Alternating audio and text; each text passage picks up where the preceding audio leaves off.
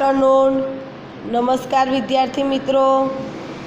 ધોરણ 8 વિષય ગુજરાતી આપણે આગળના લેક્ચરમાં કાવ્ય 6 ધૂળીએ મારગ એ કાવ્યનો આપણે અભ્યાસ સમજાવી દીધો હતો।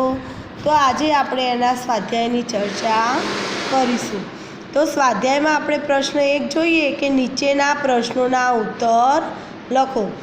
પહેલો પ્રશ્ન છે કે કવિના મતે મનુષ્યનું જીવન કેવું હોવું જોઈએ?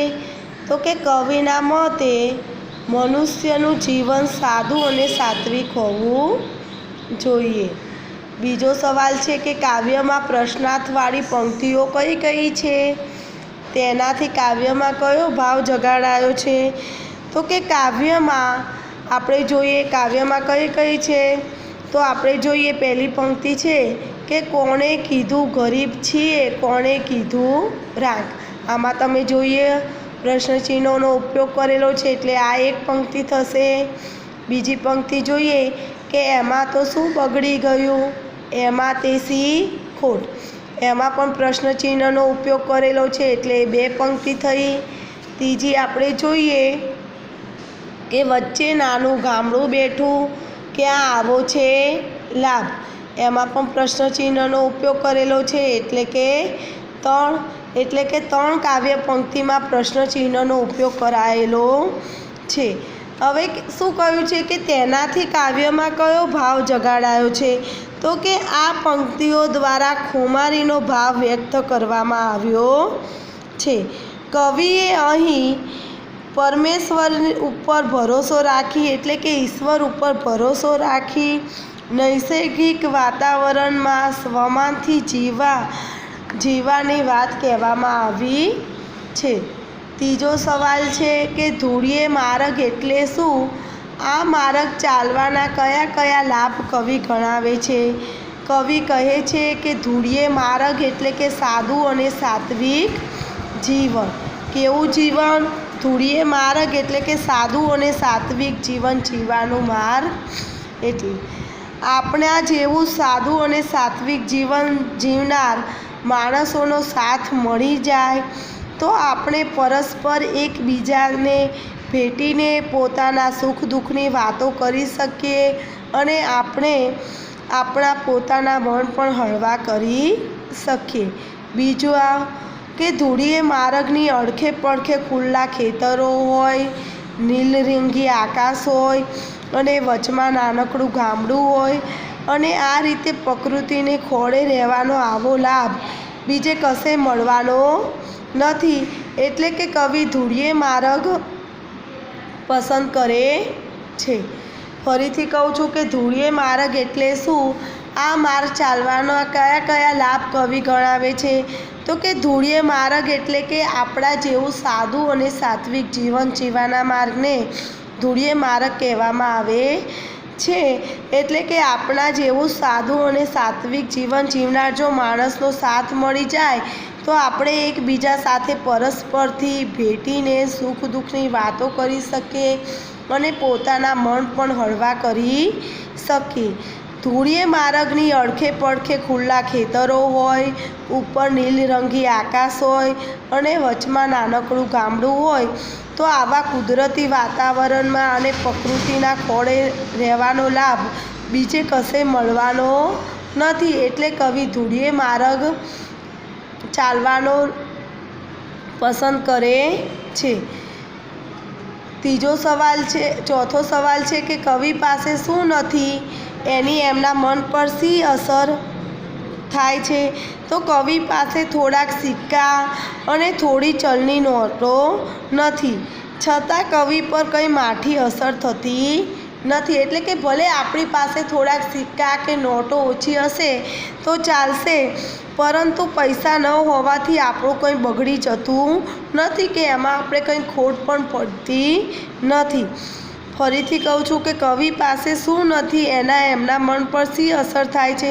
તો કવિ પાસે થોડાક સિક્કા અને થોડીક ચલણી નોટો નથી, છતાં એમના ઉપર કવિ કંઈ માઠી અસર થતી નથી। ભલે એમની પાસે પૈસા ન હોય પૈસા ન હોવાથી એમનું કંઈ બગડી ગયું નથી કે એમને કંઈ ખોટ પણ નથી. એટલે કવિ કહે છે કે ભલે મારી પાસે થોડાક સિક્કા કે થોડીક ચલણી નોટો નહીં હોય તો ચાલશે, પણ મારા જેવું જ કે સાદું અને સાત્વિક જીવન જીવનાર જો માણસ મરી જાય તો કે જેની સાથે આપણે સુખ દુઃખની વાતો કરીએ એ જ મારા માટે બહુ છે. હવે પ્રશ્ન 2 છે કે જૂથમાં ચર્ચા કરો. પહેલો પ્રશ્ન છે કે પ્રકૃતિથી વિમુખ થવાથી આપણે શું શું ગુમાવીએ છીએ? તો પહેલો શું આવશે કે સવાર અને સાંજે જે ખુલ્લા ખેતરોમાં સૂર્યના કિરણો અને સોનેરી રંગનો જે તડકો પડે છે, એટલે કે આવા રમણીય અને કુદરતી દ્રશ્યો જોવાનું આપણે ગુમાવીએ છીએ. બીજું, વસંત ઋતુમાં ખીલેલા પુષ્પોની મહેક, એ પણ આપણે ગુમાવીએ છીએ. પછી વર્ષા ઋતુમાં ખળખળ વહેતા ઝરણાનો મધુર કલરવ, ધરતી પર પથરાયેલું લીલુંછમ ઘાસ, ખેતરોમાં લહેરાતો હળિયાળો મોલ અને આકાશને સૌંદર્યથી મઢી દેતું સપ્તરંગી મેઘધનુષ્ય અને મોરનું કલામય મનમોહક નૃત્ય, કોયલના ટહુકા વગેરે દર્શાવે છે. ચોથું, વૃક્ષોની શીતળ છાયા, વૃક્ષો દ્વારા મળતા રંગબેરંગી ફૂલો અને જાત જાતના ફળો વગેરે દર્શાવે છે. ત્રીજો સવાલ છે કે પ્રકૃતિથી વિમુખ થવાથી આપણે શું શું ગુમાવીએ છીએ? તો કે પ્રકૃતિથી વિમુખ થવાથી આપણે સવાર સાંજે ખેતરમાં રેલાતા સૂર્યના સોનેરી રંગોનો તડકો, વસંત ઋતુમાં ખીલેલા પુષ્પોની મહેક, વર્ષા ઋતુમાં ખળખળ વહેતા ઝરણાનો મધુર કલરવ, ધરતી પર પથરાયેલું લીલુંછમ ઘાસ, ખેતરોમાં લહેરાતો હરિયાળો મોલ અને આકાશને સૌંદર્યથી મઢી દેતું સપ્તરંગી મેઘધનુષ્ય, મોરનું કલામય અને મનમોહક નૃત્ય, કોયલના ટહુકા વગેરે આપણે ગુમાવીએ છીએ. વૃક્ષોની શીતળ છાયા અને વૃક્ષો દ્વારા મળતા રંગબેરંગી ફૂલો અને જાત જાતના ફળો વગેરે.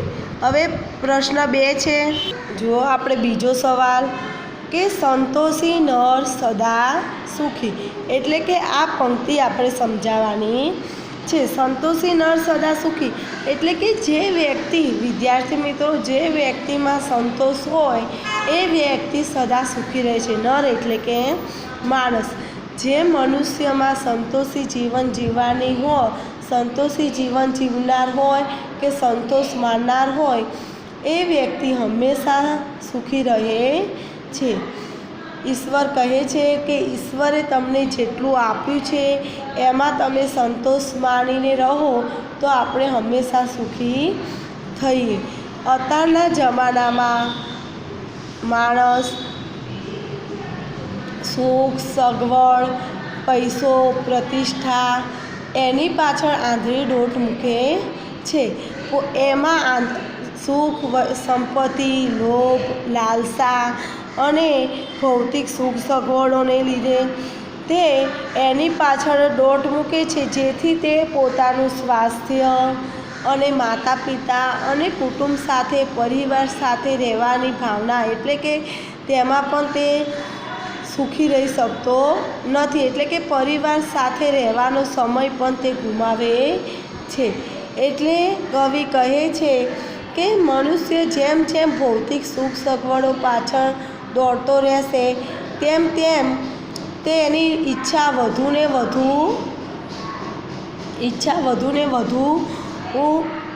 એની ઈચ્છાનો કોઈ અંત આવતો નથી. એટલે કે મનુષ્ય જેમ જેમ ભૌતિક સગવડો મેળવતો જાય છે તેમ તેમ તેની ઈચ્છાઓ પણ વધતી જાય છે.